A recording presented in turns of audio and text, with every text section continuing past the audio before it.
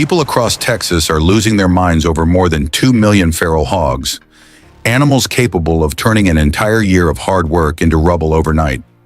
These hogs drain $119 million from Texas agriculture every year, while the rest of the country mostly watches from the sidelines, some even laughing at their misery. But then a quiet turning point emerged. Instead of fighting alone, several communities chose to synchronize trapping, hunting, and surveillance into a single, coordinated system. Rather than chasing hogs from one farm to the next, they began boxing them in. Within weeks, the results started spreading across entire counties. So what allowed Texas to turn an agricultural nightmare into an organized war? Mandarin Tech reveals the full story in this video. Feral hogs are not native to North America.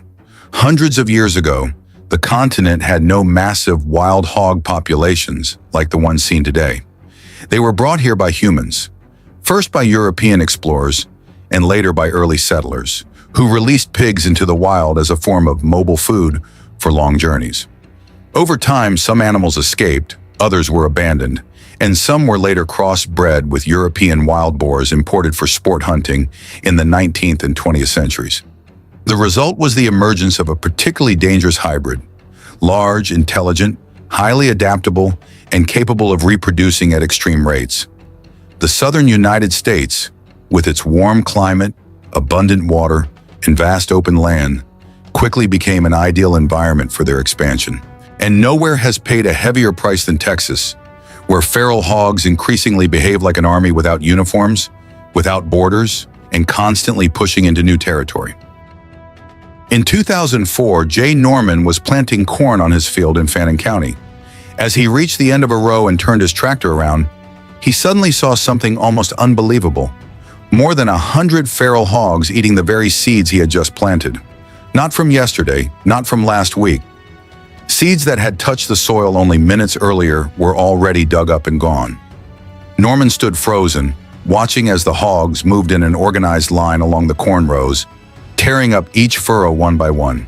In just moments, hours of labor and a significant amount of money were wiped out. This wasn't a random incident. It was the moment Texas began to face an entirely new kind of problem. That year marked the first time Norman's farm suffered damage from feral hogs. 20 years earlier, he had seen similar scenes on other people's land and thought they were rare exceptions. But now the problem had arrived on his own field, and this time, there were no signs it was going to stop. From that point on, Norman was forced to replant multiple acres every year. Seeds, fuel, labor, and time were constantly poured back into the fields, not because of weather or disease, but because feral hogs had learned to recognize corn planting equipment. They didn't attack at random. Instead, they watched planting patterns, patiently waiting until the tractor moved far enough away before striking. And Norman was far from alone.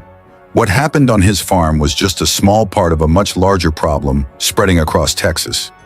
According to the Texas Parks and Wildlife Department, farmers and ranchers in the state lose about $119 million every year to feral hogs, based on 2019 data. By 2025, when both crop losses and property damage are included, total losses have surged to nearly $500 million. The scale of destruction goes far beyond what most people imagine. This isn't just broken fences or trampled gardens. Entire fields have been wiped out overnight, forcing farmers to start from scratch. And the problem is no longer limited to rural areas. Feral hogs have moved into cities like Irving, where they have damaged lawns, parks, and even school grounds. In agriculture, corn is the hog's favorite target. They also damage soybeans and wheat, but the most severe losses consistently involve corn. To survive, some farmers have switched to milo, cotton, or other crops. But changing crops doesn't solve the problem.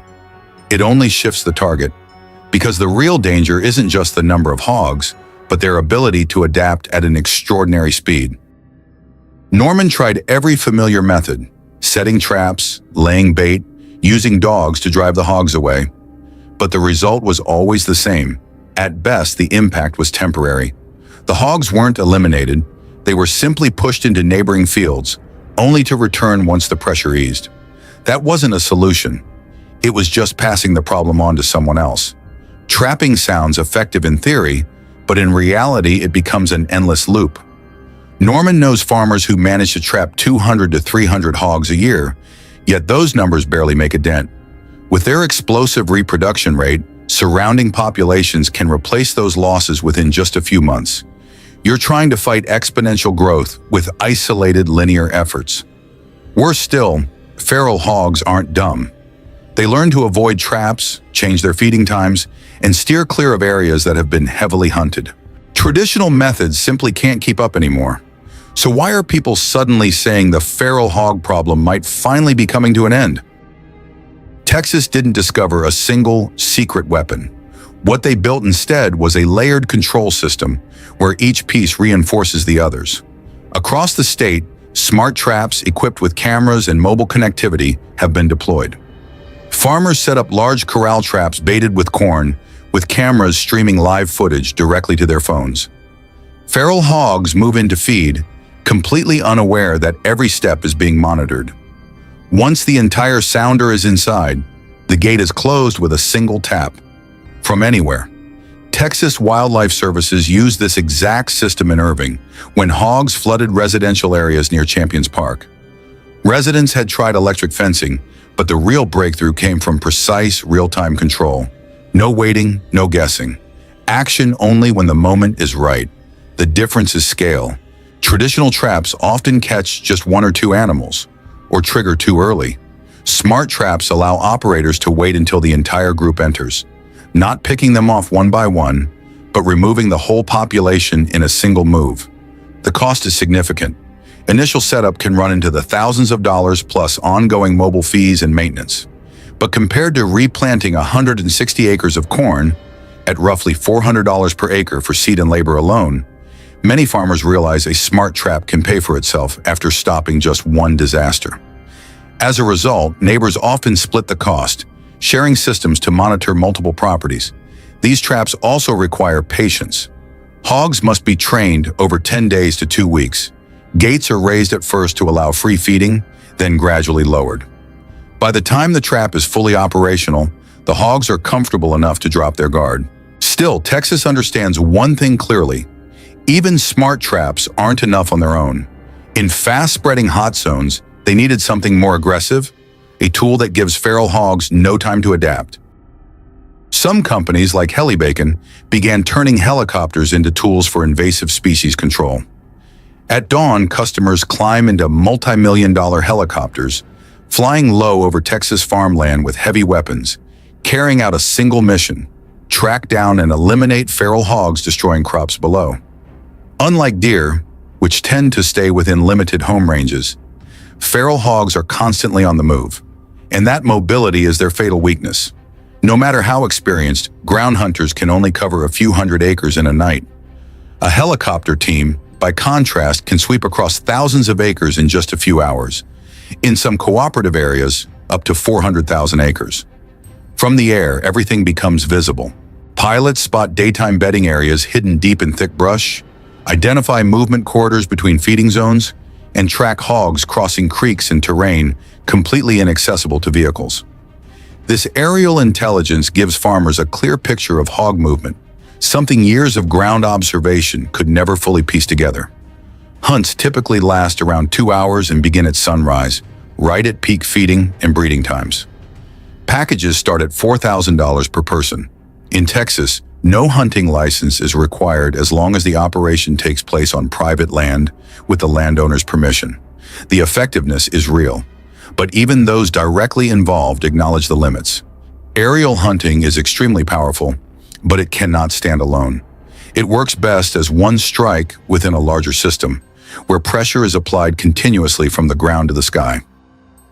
And then, Texas approved the use of so-called war-grade poisons designed specifically to control feral hogs. This is not indiscriminate poisoning. It is a form of controlled chemical warfare, precise, conditional, and strictly regulated. Anyone authorized to use this method must undergo training and receive certification. Bait sites are required to be fenced off to exclude livestock and non-target species. The bait stations themselves are engineered as physical barriers, guillotine-style doors or magnetic mechanisms that require significant force to open. Raccoons, deer, and birds can't manage it.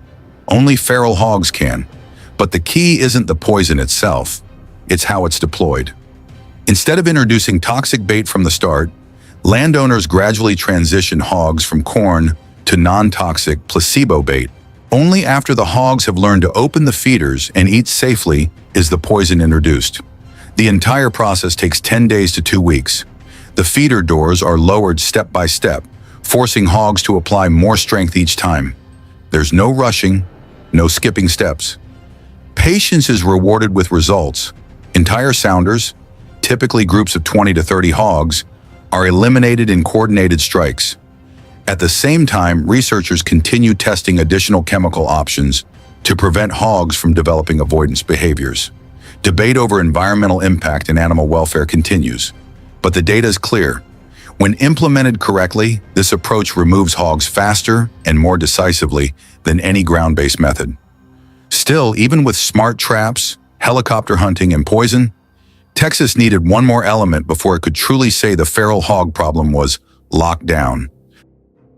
All of the solutions mentioned so far do work, but for years they kept failing for one fundamental reason. Farmers were acting alone. One farm set traps while the neighboring farm kept hogs around for recreational hunting.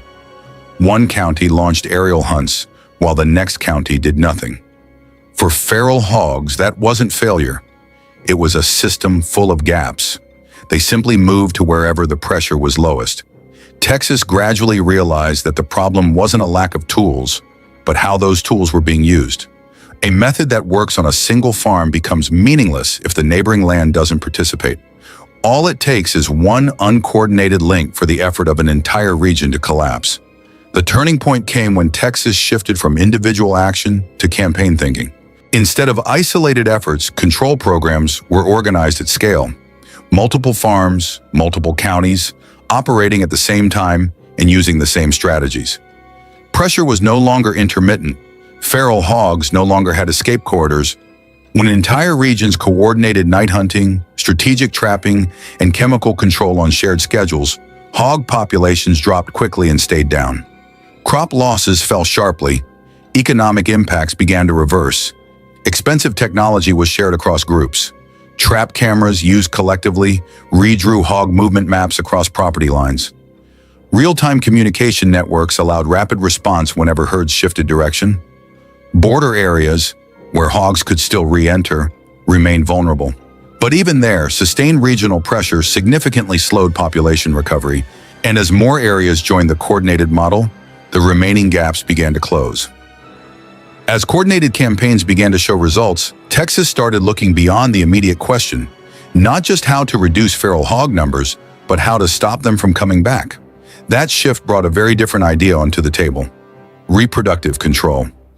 Research programs are now developing methods that render feral hogs infertile by directly targeting their hormones, affecting both males and females without killing them. Instead of short-term sweep operations, sterilization causes populations to decline gradually through natural attrition. No reproduction means no rebound, cutting off the cycle of trapping, shooting, and explosive population recovery at its source. The biggest challenge isn't the concept itself, but implementation. How to deliver contraceptive bait to enough hogs across vast areas, how to prevent non-target species from accessing it, and how to measure effectiveness when individual animals can't be counted. These questions are still being worked through, but Texas has already begun investing, recognizing that physical removal alone can't solve a problem involving millions of animals. At the same time, thermal imaging technology is making night hunting overwhelmingly effective, allowing hunters to locate and eliminate entire sounders in a single operation. Surveillance drones map movement patterns, identify bedding areas, and pinpoint choke points, turning wildlife management into a multi-layered tactical problem rather than a simple hunt. The results appeared much faster than many expected. Areas once considered untouchable hotspots began to change after just weeks of sustained pressure.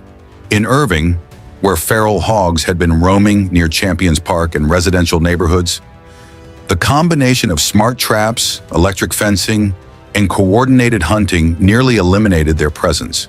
Places that once showed daily signs of rooting became noticeably quiet. On Jay Norman's fields, the difference was even clearer. Damage didn't disappear entirely, but it dropped to a manageable level. Instead of replanting hundreds of acres in a single season, losses were limited and localized. Thermal night hunting during planting season helped stop damage before it spread, rather than reacting after fields were already destroyed. Across Texas, regions using coordinated, multi-method control saw hog populations drop by 60 to 70% within 2 years, with crop losses falling accordingly.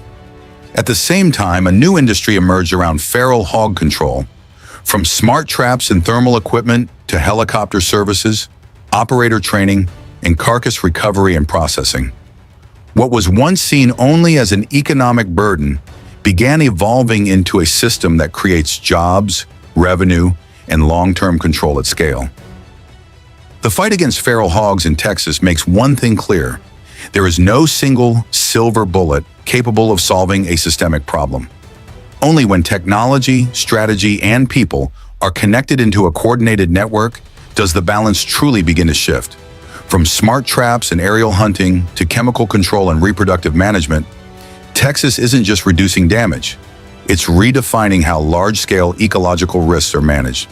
If you want to keep exploring the hidden battles, technologies, and systems shaping the modern world, don't forget to like and follow Mandarin Tech.